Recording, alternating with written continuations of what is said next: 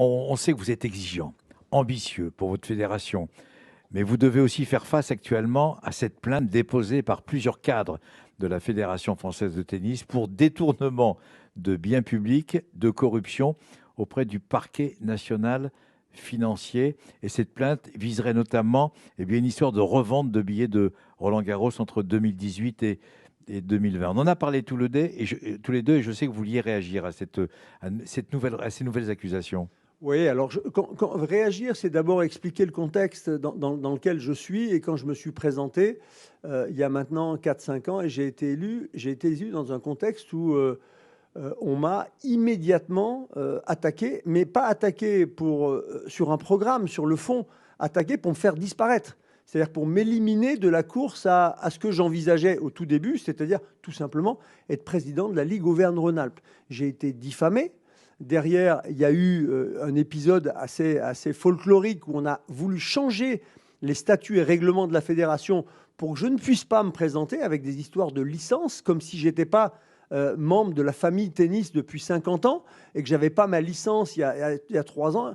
On a voulu changer les règlements pour moi, spécialement pour moi. Et puis derrière, il y a eu une campagne houleuse qui est pour moi une honte pour le tennis. Les attaques qui ont été les miennes, c'est-à-dire ce n'est pas des attaques sur le fond. Moi, j'aime qu'on puisse discuter et échanger sur le fond, sur des projets. Moi, j'ai un véritable projet. Quand je viens à la fédération, j'ai un véritable projet qu'on a mis en place.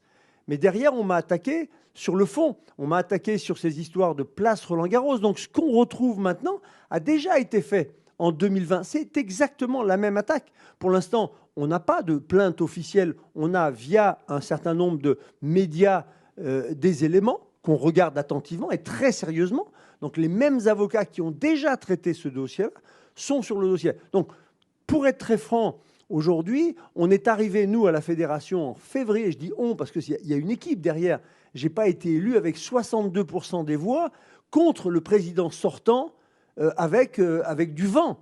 J'ai été élu par les délégués, par les clubs, avec un véritable programme. Et quand j'arrive à la fédération en février, le 13 février 2021, nous représentons le diable. Il y a eu une cabale à la fois de salariés en interne de la fédération qui ont été remontés. Il y a eu, avant qu'on arrive, des golden parachutes, donc des sécurités qui ont été données à des salariés. Il y a eu des démissions, des gens qui sont arrivés, la directrice financière qui lorsqu'on arrive, nous dit ben moi, je m'en vais, j'ai une rupture conventionnelle. Derrière, il y a eu, alors, pour parler réellement de climat, il y a eu un climat qui a été difficile à vivre pour nous. Parce que nous avions, nous, interdiction, je dis nous, toute l'équipe, l'interdiction de venir à Roland-Garros les 2 années précédentes. Donc quand on arrive là et quand on nous a décrit comme le diable, quand on nous a attaqué de tout feu et dans toute direction, on arrive, c'est difficile. Et donc quand on arrive, il y a d'abord un certain nombre de personnes qui ne sont pas en phase avec nous, je peux les comprendre, ils ont été dans l'équipe précédente, vous arrivez dans une entreprise, il y a un changement de direction.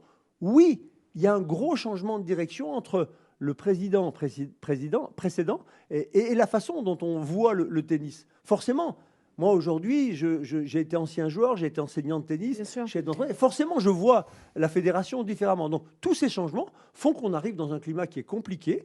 Il y a aussi un élément qu'il faut prendre en compte, parce qu'on parle de personnes qui ont quitté la fédération, qui a Paris 2024 et le rugby 2023, où énormément de gens, parce qu'on avait des gens qui ont été sollicités et qui sont partis là-bas, tout peut s'expliquer. Si on veut réellement, et ce qui a été le cas de certains supports, je salue le travail qui a été fait par l'équipe, qui est venue nous voir, qui a demandé des documents et qui sait exactement ce qui s'est passé par rapport à ceux qui n'ont fait leur jugement sur que quelques personnes qui se sont exprimées à l'extérieur.